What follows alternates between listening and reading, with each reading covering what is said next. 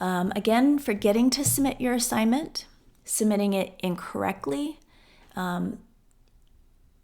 or like I mentioned before, if you lose your work, if it's not submitted and submitted properly, it's the same as if you're not submitting it at all.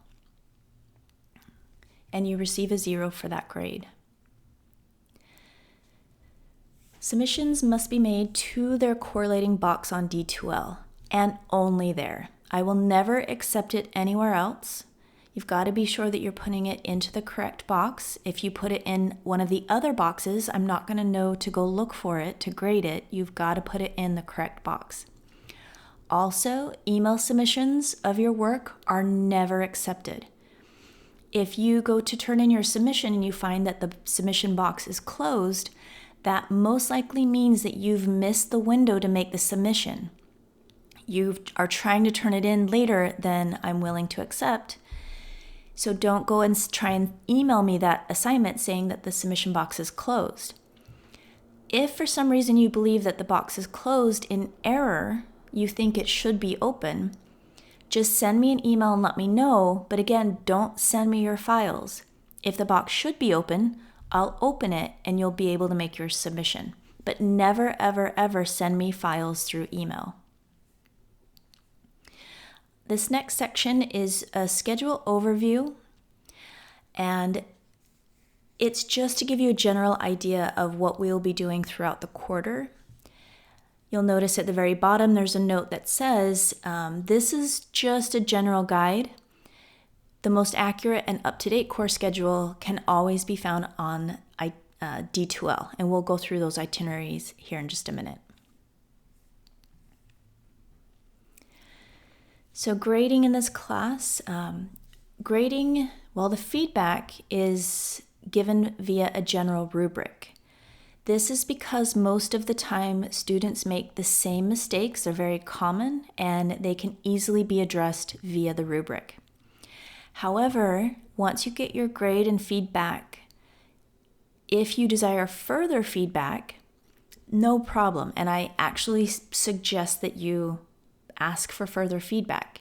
But we'll do that with a Zoom meeting where we can look over your project together and discuss any changes that you need to make before you resubmit it for a better grade.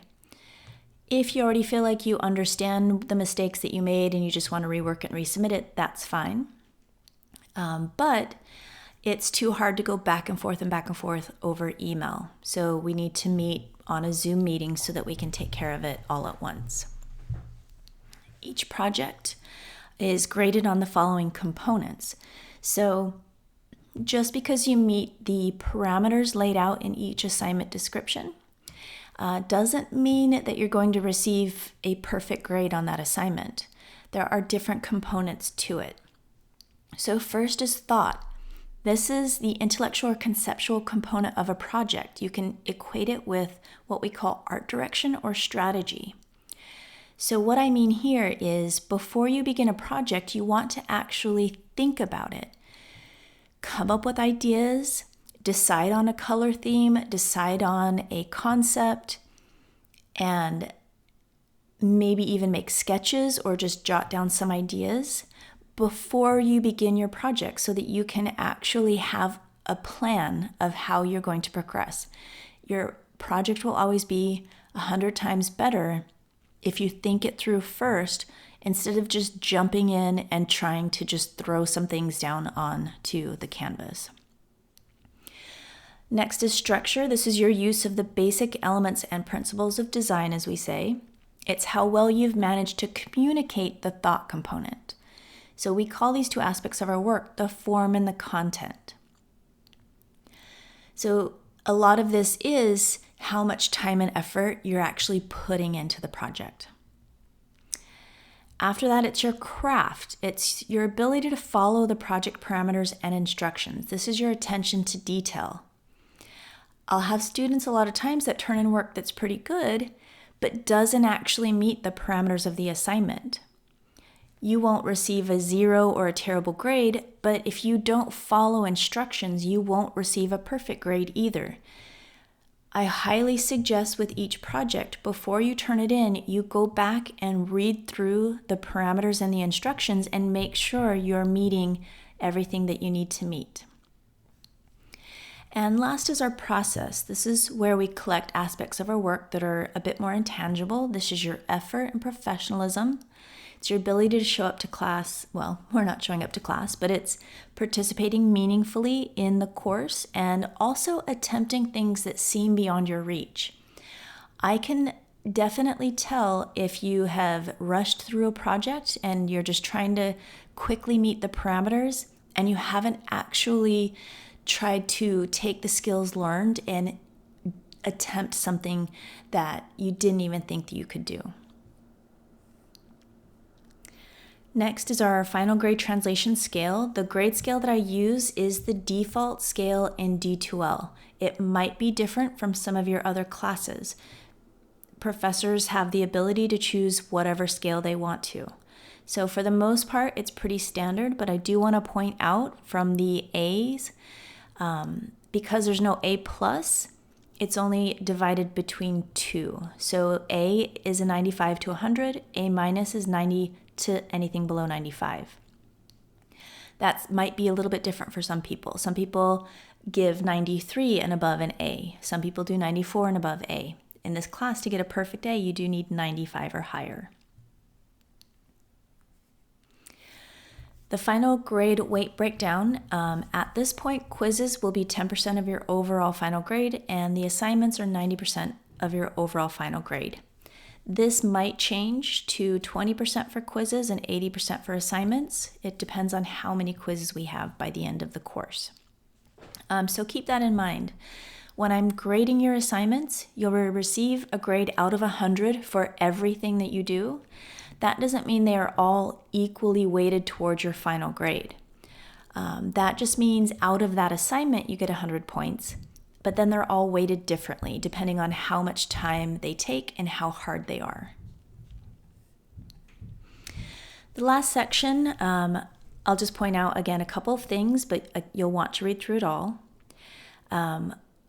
Speaking of cloud storage, DePaul has partnered with Box.com for free online storage. So there's a link here that you can follow and find out more information about Box.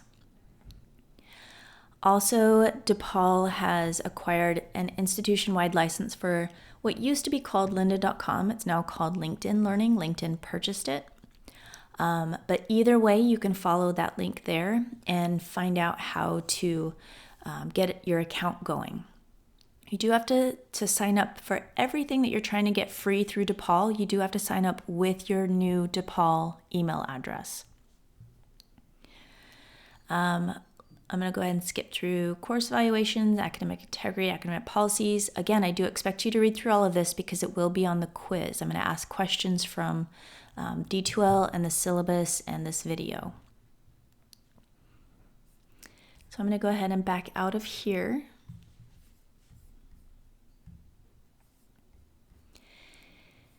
And we're still in content, but over in the left-hand column, under table, well, actually bookmarks here, I very rarely put anything in here. You usually won't see anything. But then there's another quick link to the course schedule here with a number that reminds you how many things are coming due or how many events are on that schedule. I'm going to go ahead and click over there really quick. You have 2 tabs at the top, either upcoming or the full schedule. And then when you scroll down, you'll see in order of when they are due. So for example, next Monday, we have our Project 1 Work for Inspiration that is due. We'll talk more about that in just a minute. But here you can see the day that it's due and the time that it's due over here. And if you scroll all the way down to the end of it, you'll see a link where you can go make your submission. There are multiple places where you can find ways to get to make your submissions. I'll show you those in a minute. But I wanted to point out here, they have a due date and time, and then an end date and time. So that end date is a week after the due date. That is that week that you can turn it in late at a reduced grade.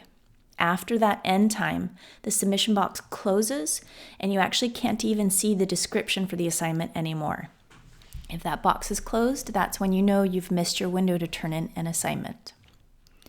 Then we can see here we'll also have the quiz on the syllabus on Monday as well. And then on Wednesday, this Wednesday we'll introduce what you need to know for quiz 2, and then next Wednesday you'll have that quiz. So that's a good reference, and there's only a couple of places where you can actually see the end date and time. So this is one of them.